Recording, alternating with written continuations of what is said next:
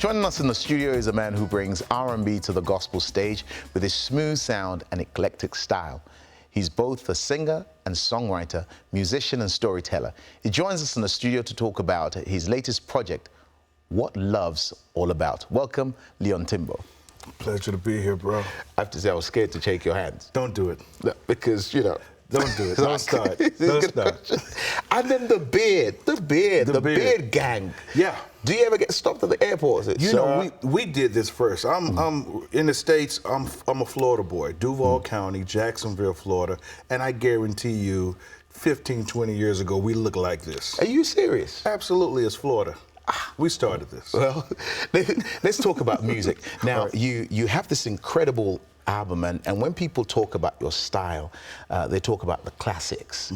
But I know there was a time when you was a younger fella, you were tone deaf. Yeah. What was the turning point from that to this fella that's singing and people's hearts are melting now? I have to give you the context. The context is really important. I grew up Kojic, Church of God of Christ, right? Now, sorry, how can you grow up Kojic and be tone deaf? I got you. I'm about to bless you. That's what they say. So what we did, my father was a minister, a young minister in Kojic, but he was the only minister that could not sing. Now, how difficult was that? Right. So he was the young guy that could not sing, and everybody called him Timothy. That wasn't his name was Leon. But all the mothers in the church called him Timothy. Right. And so he couldn't sing, so what happened to me? I couldn't sing, it's his DNA.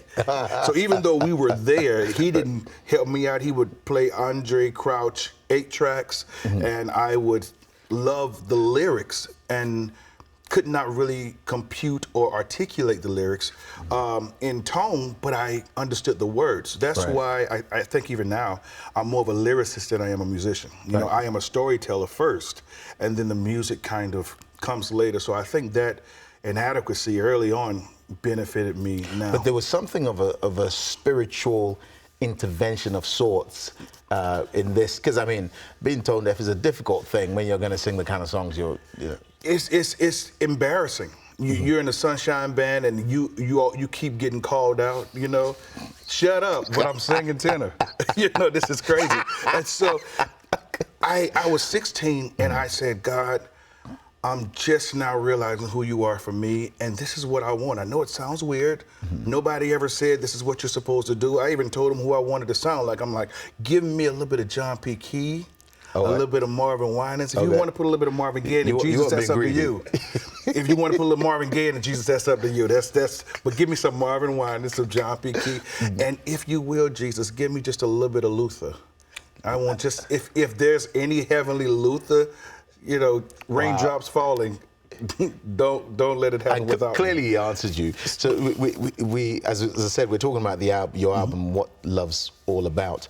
But in your journey, there are different points that are massive points, one of which is when you hook up with Tyrese. Yes, sir. For those who are not familiar with the story, tell us what happened there. I was doing worship at Bishop Jake's at Potter's house in Dallas.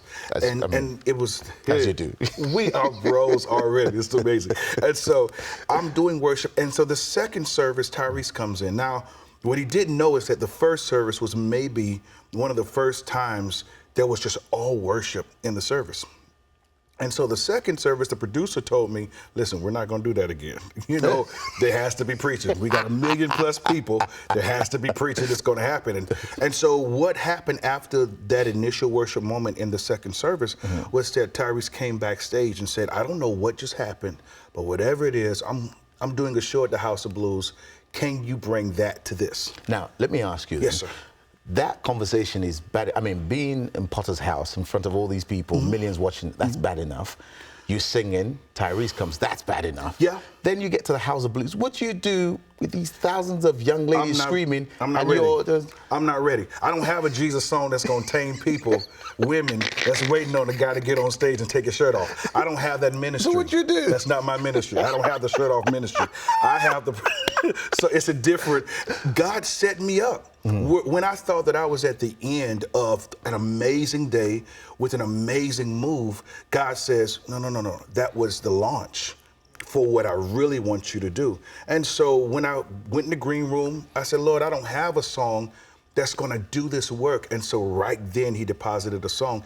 And not only did he deposit a fresh song, he connected me and Tyrese in a way that, I mean, he's one of my dearest brothers to this day. So let's skip forward to how many years. I mean, when we have this point in your journey, Yes. what love's all about. But to get to this point, you've worked with and engaged with Babyface, with, R. Kelly, all these big names. Yes. Where does this sit, this particular project, in the journey of Leon Timbo? Somebody asked me maybe 2 years ago, where is your music in the Bible? Right. Talking about this love. So where's your music in the Bible? And I said, I'm somewhere between Psalms, Proverbs, and Song of Solomon. You know, and so I needed to explain to them that if I can't demonstrate the love of God in everyday interaction, then I don't have the love of God at all. Because it's in the demonstration that it's made manifest in the earth. And so if there is a love of God experience between friends, then there should be a musical or an artistic response to that expression. If there's a love of God from a dad to a daughter, then there should be a artistic expression of that. So maybe somebody painting it, or maybe somebody writing it, or maybe somebody doing poetry about it. That's worship. How can I love God with everything I have if I don't love people the way that he loves people? Right. And so in that, my heart is just to make that love relationship as powerful and relevant and real as possible. And sometimes my upbringing in particular didn't have a box for it. And because of that, because I couldn't sing early on, I didn't need a box, because the way that I came into music was through a prayer life, through the Vineyard and the Toronto Revival, the Brownsville Revival. It wasn't Kojic necessarily that ignited me. So on the guitar, I told my dad, I want to play guitar in my early 20s. I still ain't have no money.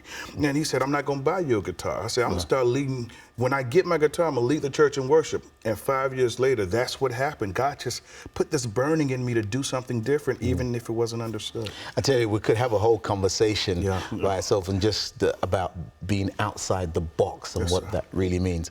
But the album, What Love's All About, is out now. And thank you, Leon, for coming.